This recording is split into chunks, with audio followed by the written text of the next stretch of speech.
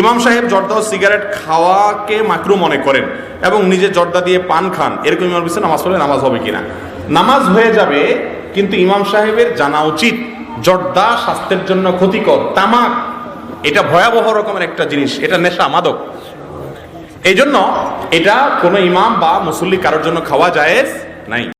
Regular জর্দা খাওয়া একজন ইমামের পিছনে সালাত আদায় করা যাবে কিনা? যাবে।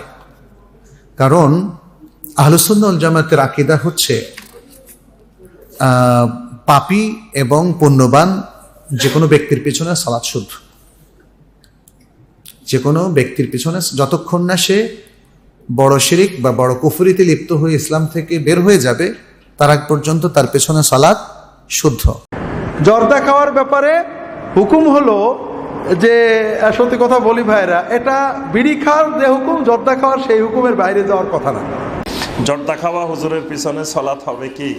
সলাৎ হবে, তবে জর্দা খাওয়া হারাম, কবিরা গুনাহ।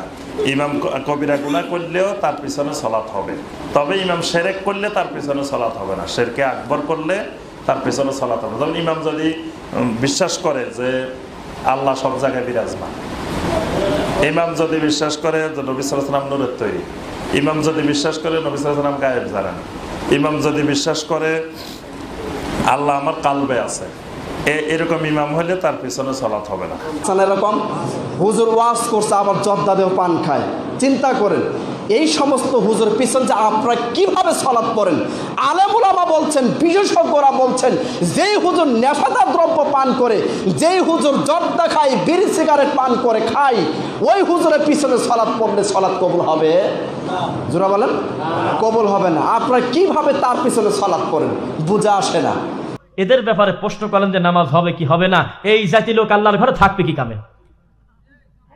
ওই ছড়ায় দেন, এই কথা আমরা বলি না, ইমামতি উনিই করুক, তবে হারাম খাদ্যটা লোকটা বাদ দিয়ে দিক। আর যদি বলে যে এটা সেই নেকির কাম, হালাল, তাহলে তার পিছনে মরা পর্যন্ত শ্রদ্ধা হবে না। কেন? হারামকে হালাল আর হালালকে হারাম বলা মানে ইমাম চলে যাওয়া।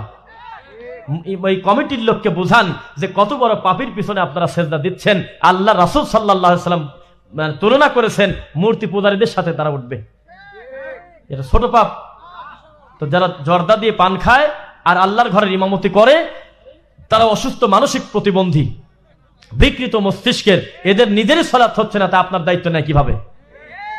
আল্লাহ হেদায়েত দাও। সালাত হয়ে যাবে, আসসালাতু খালফা কুল্লি বাররিন ওয়া ফাজির, নেককার বদকার সবার পিছনে সালাত হয়, তিরমিজির হাদিস। কিন্তু এই যে জর্দা খাচ্ছেন, এটা তো হারাম। বর্তমান গবেষণায় যেটা প্রমাণ হয়েছে, ধূমপান, তামাক নিজেই একটা মাদক দ্রব্য। সকল তামাকজাত দ্রব্য নিশা দ্রব্য হিসেবে বৈজ্ঞানিকভাবে গবেষণা দ্বারা প্রমাণিত। এই যুগে এখন আর তামাক, জর্দা, গুল এগুলি কোনো কিছুই আর মুসলমানের জন্য ব্যবহার করা, খাওয়া হালাল নয়। এগুলি থেকে বেঁচে থাকা ফরজ।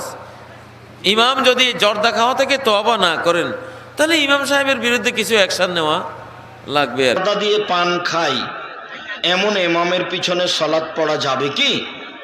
সালাত আপনার হবে, ইমামের হবে না। জর্দা হারাম, তার ইবাদত কবুল হবে না। ক্ষতি, এটা এর মাঝে কোনো কল্যাণ নেই।